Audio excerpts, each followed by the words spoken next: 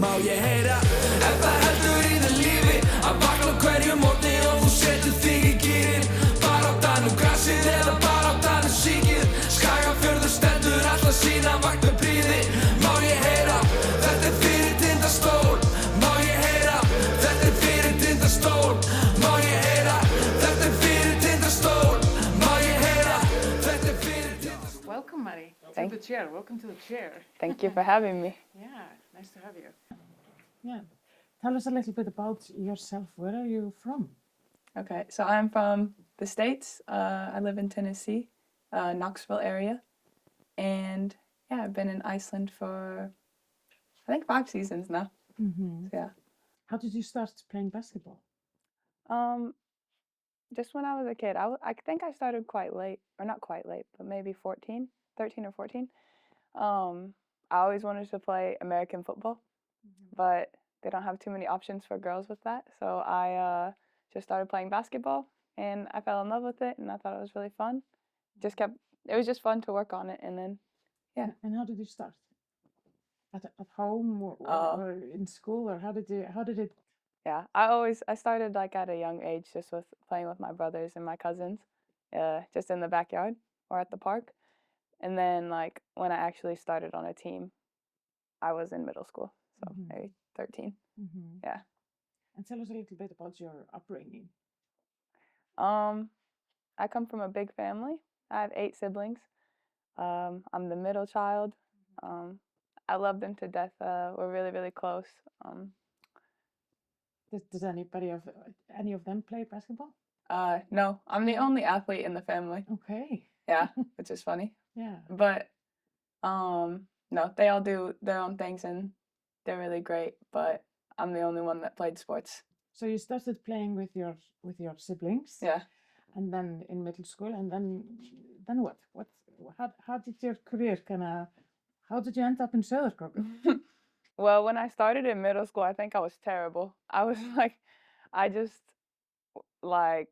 had all this competitiveness and I didn't know what to do with it. And it wasn't pretty to watch. I'm so glad there's no film of that. But yeah, and after middle school, I went to a high school and I had a really good coach who taught me a lot about, like the work ethic that goes into it and just like the fundamentals of it all. And I started learning more about like being a position and learning just about basketball and what it is to be on a team and those kinds of things. And I really fell in love with it. And it was really hard. It was really like testing, and it's like the conditioning of it, the year round, you sacrifice a lot, you miss out on a lot. Like never having a free summer, those kinds of things I started to learn when I was a teenager. And I was like, oh, if I want to do this, I'm going to sacrifice a lot. But it never seemed like a question. I just really loved it, and I loved playing. I loved going to AAU tournaments and being competitive, playing like 5 games every day. And yeah, then after high school, I went to a university called Stóllinn, and that's about 2 hours from where I was living in Tennessee. And again, just another like test and learning experience when I first got there.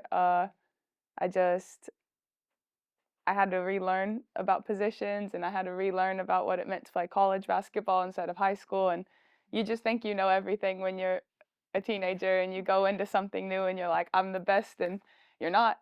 And so like getting through that, I think, is what got me here. Like getting through all those adversities and learning it's uncomfortable, and when you're not the best, and when you have to like relearn these things and then you become the best again, it was really big. And a lot of people don't get through it because it's really hard.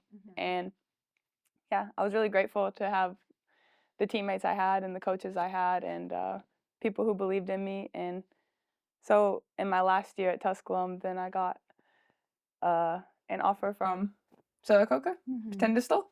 And I just thought that was the coolest thing I ever heard in my life. I was like, wow, going like overseas to play basketball, like how could I not do that? And I was just so excited about it. And then I signed the contract and I was like, oh my God, I'm going to Iceland. Like, what's in Iceland?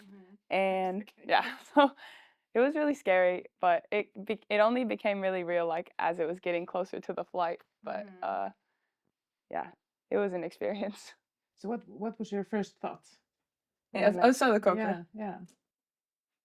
Where am I?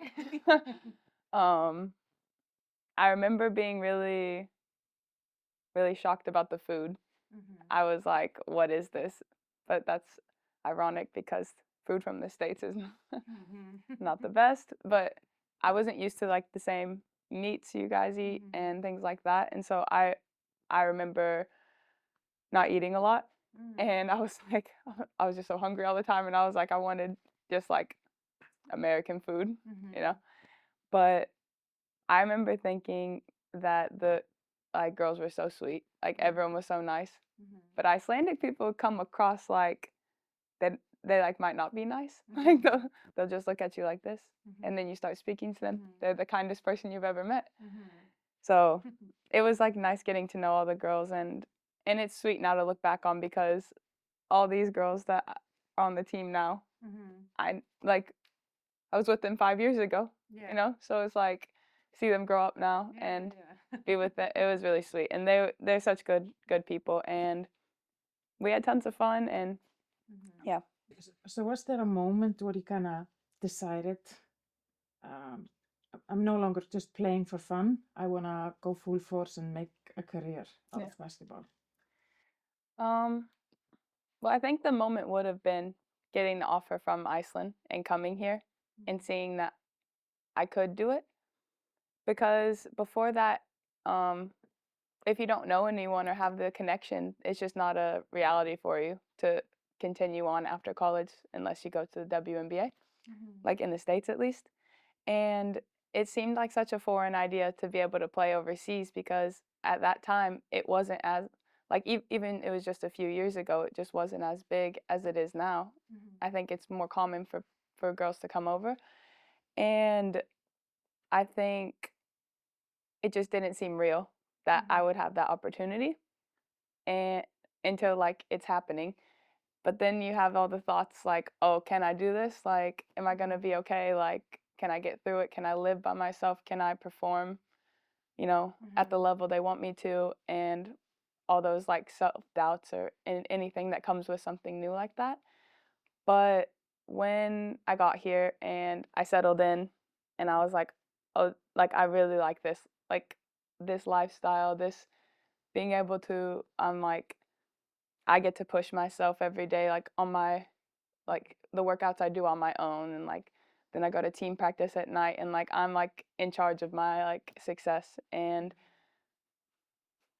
it was a bit liberating. Like I was like, this is so great. Like it was so different from the life of a college athlete. You flip like where they have everything scheduled for you and like down to the minute what you're gonna eat, when you're gonna work out, when you're gonna study, and then you come here and they're like come to team practice at night. I'm like, what do I do? But then you realize like it's all on you, like because if you don't do it, you just won't be performing at the level they need, and you go home and you can't be a professional athlete. So I think once I like realized how to like navigate it, I was like, oh, I want to do this. Like I want to go for it and see what I can do. Yeah. So you had the opportunity, and then you kind of decided. Yeah, exactly. Yeah. And you've been doing professional basketball for 5 years now. Yeah.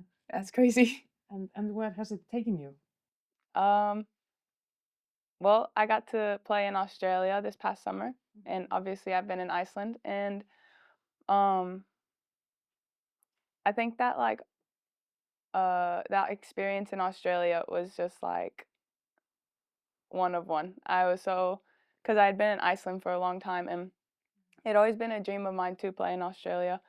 I was just so like interested in the country and the culture and everything, and I always wanted to visit, and I was like, why can't I try to play there? It's a perfect way to visit. And yeah, I had the opportunity, and I went like immediately after I got done with my season last year, and it was just such an incredible experience. It was a bit of a learning curve in the beginning with the style of basketball, because I was really used to Icelandic European style, and they play different. So it was just like a new challenge. Like I had been in Iceland for 3 years, I think, and I was ready to like, you know, sometimes you feel like you start to hit a ceiling, and I was just like, I need a challenge, and I got it there, and I got to meet really great people, and I got to experience the country and the basketball, and that was a great experience. And then with Iceland, every year is something different, and every year is a different challenge. Every year is a different role for me. So those are their own challenges in themselves. So even if I return to the same team, like when I went back in Thoraker, every team was very different, and I had a different role. Coming back to Tindastóll, this is a completely different team than when I was here last. So with different coaching staff and different people, and yeah, so it's just brought me to Iceland and Australia, but I've also met tons and tons of people from all over who I like hope I don't lose contact with, and like really good friendships and relationships that I just will always hold close, and that's the best part of it. Yeah. So when you first came to Tindastóll, you came straight out of school. Then you had all these experiences playing Australia, different teams here, and then you're back for round 2. Yeah. What are the differences between the first time and second time? Yeah. The first time, I feel like I was a bit naive, obviously. I didn't know anything about it. We were playing in a different level. We were playing in the first division. I was the only import for most of the year. So I think that that like dynamic kind of set it up for something different. But this year we're really trying to, almost like we have a chip on our shoulder and trying to prove that we belong in this league. And because Tindastóll just came up last year, I believe, into the bonus. And I think that being with like other, like the girls I was with at one point who are now older and more experienced basketball players, and other imports who have played at high level, and like everyone coming together, it's just a different dynamic. And yeah, so basketball wise, it's just different challenges. And then being in Sölvkökar, I think I've learned to be able to be bored. I couldn't handle it when I first came here. I didn't know what to do with myself, but I, shout out to Israel Martin, got a routine, and just tried to, it's okay to be just with yourself sometimes. And if you're bored, call a friend. The team is always willing to like come hang out. And I think that was something I didn't want to do. Not didn't want to do, but I was hesitant to do because I was like, I'm fine. I don't need anybody else. But it's okay to need people. And I think like now when I'm like, oh, there's nothing to do here. I just call the girls. We go do something. Create something. Yeah. And that's really, really nice to have them. And yeah. So you've grown, and you've matured and developed. Do Yeah. you feel like the club has, or the women's team has, in some way? Yeah, I think that, but I always really appreciated this club. I think they've always handled their teams and like the business of everything like very professionally. And when I came here the first time and I heard other people's first experiences like in other countries, I was like, what? Like that's not my experience at all. Like, I always felt incredibly safe. Like everything was always taken care of. Like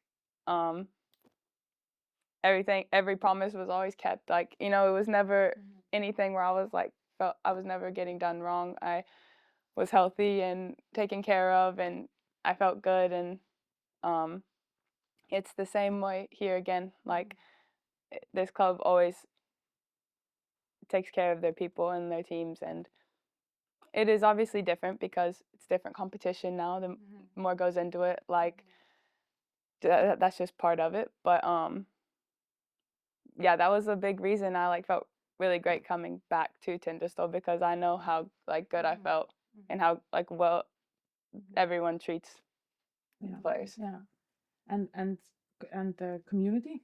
Yeah. Just there's the team and then there's the club. How about the community? Do you feel like that's Yeah, every time I talk about the club, I'm like putting the community in with it, but yeah, it's integrated. yeah, Yeah. it's like one in my head. But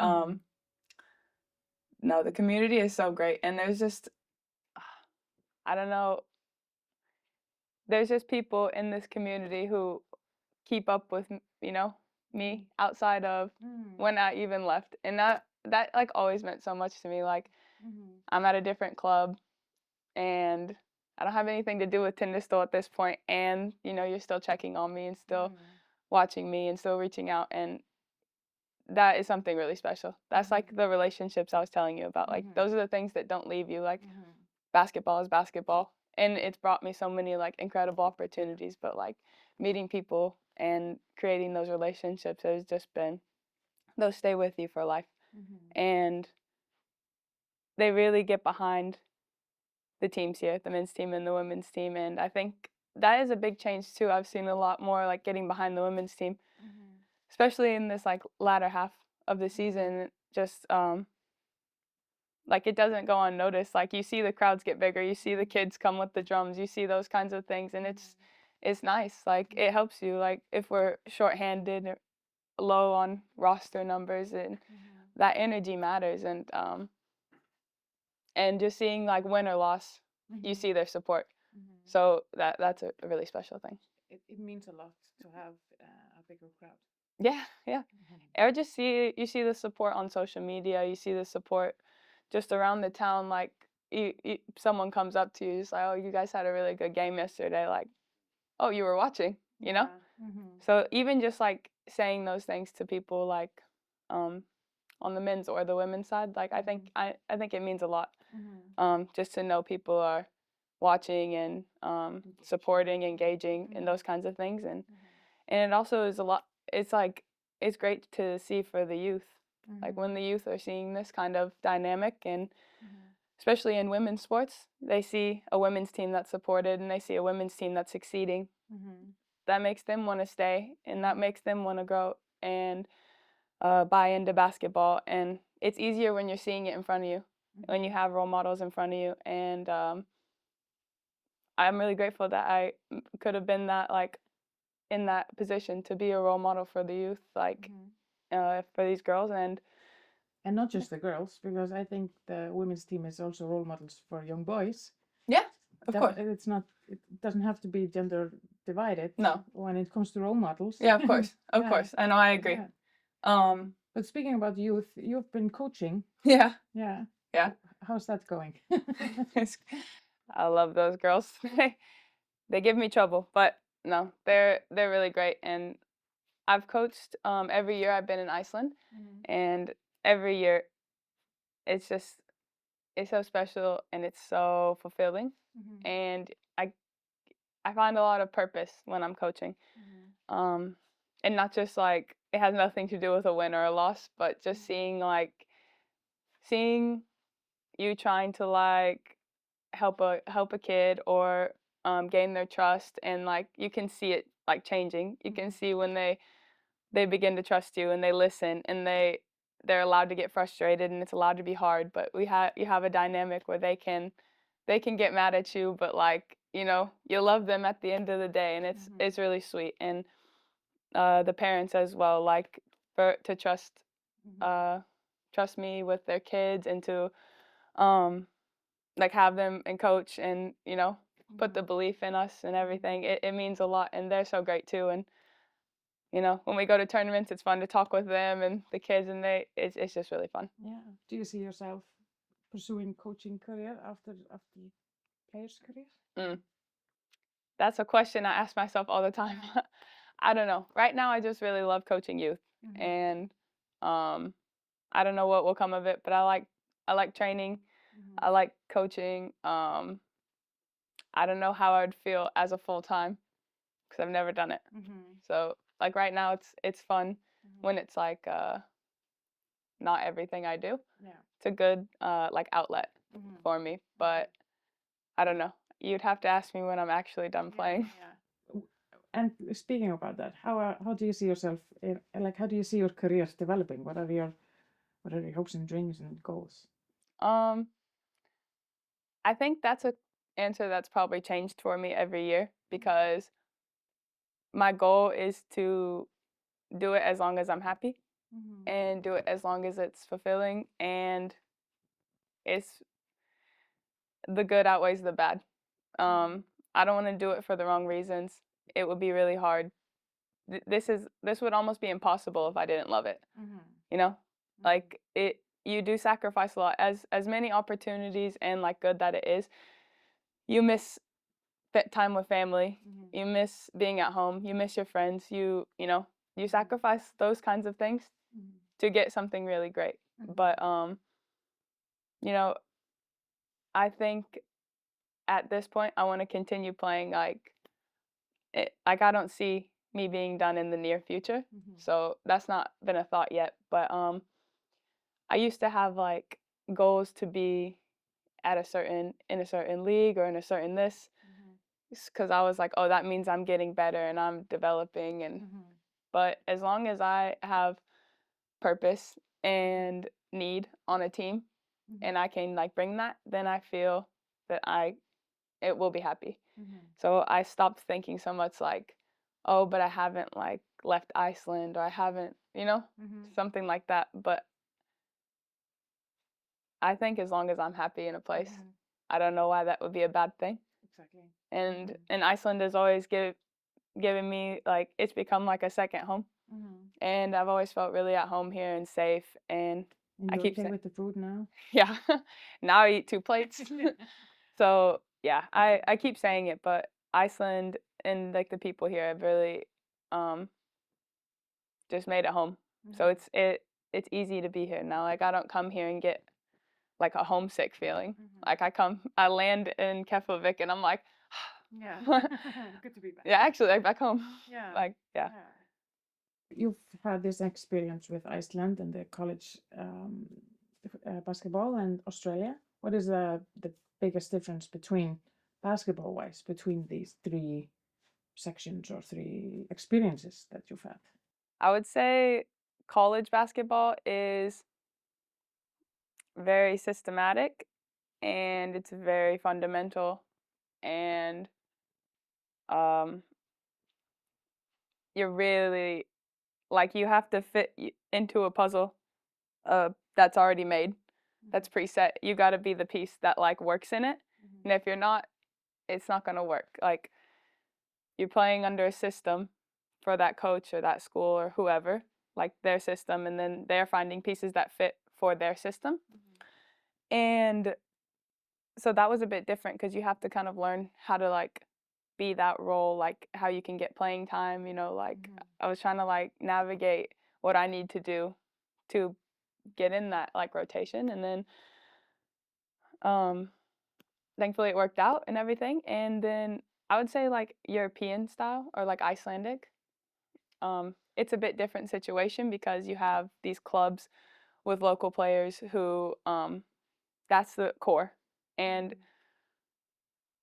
especially like in a small town or something, like those are just your girls, So you make your system usually around who you have, and then you get imports and maybe you go around their game as well and things like that. So I think when I came to Iceland, I was like, I could really just play how I play because like you're building a system around your players rather than like putting players in your system.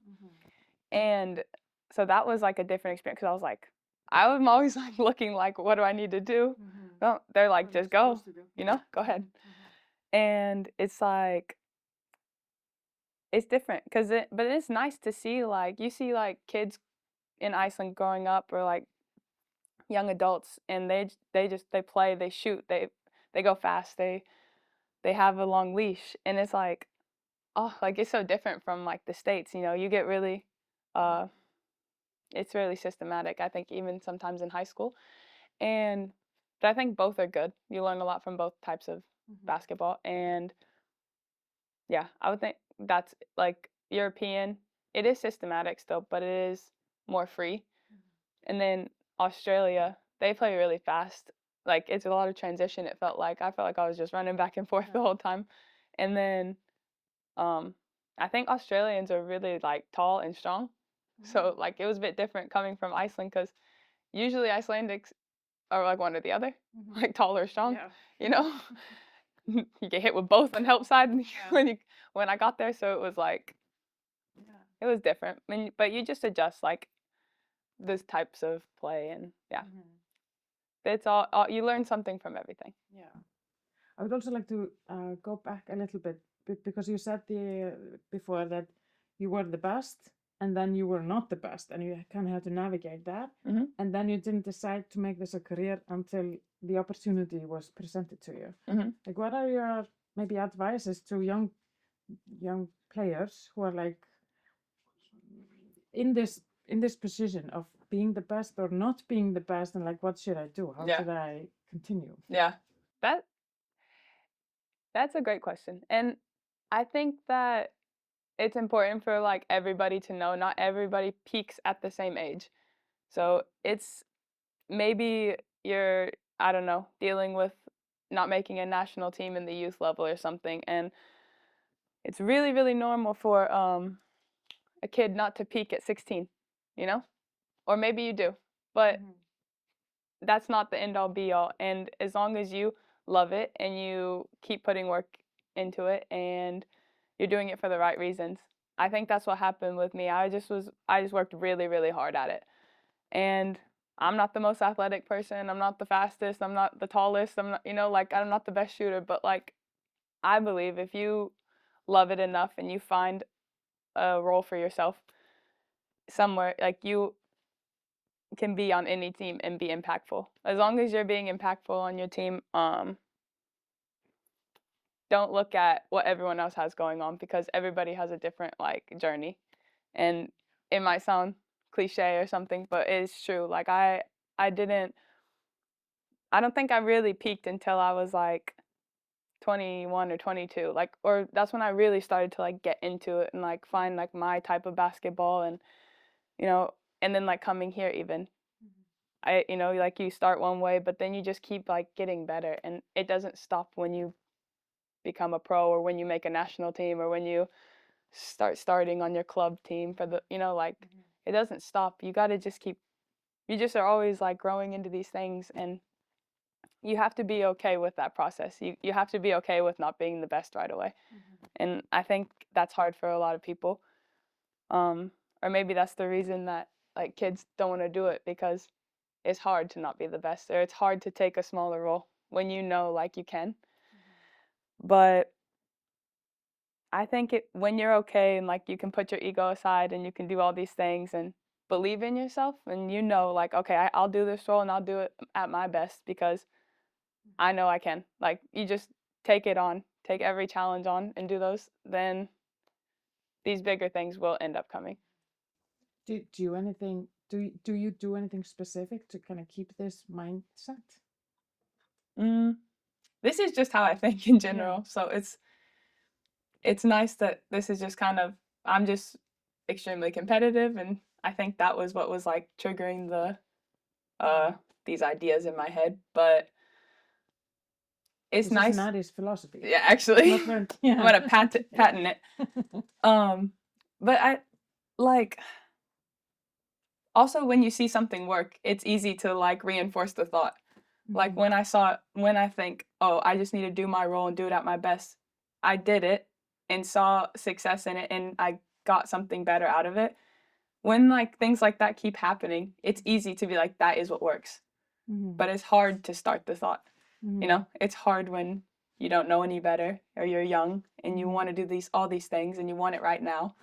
It's hard to know what the journey's going to look like. But I think every single professional player has a unique story and a unique journey, and not everything was just I was always number one. I was always this. Like, you see tons and tons of first round like picks, like in the WNBA and NBA, never play again. Like, you know, like they just don't do well. And then they just, it's never about like, you know, who's number one, who's this. I was always the best. It's just, find a role for yourself. Exactly. Find a role for yourself for the love of the game. Yeah. And everybody has its own journey. Yeah.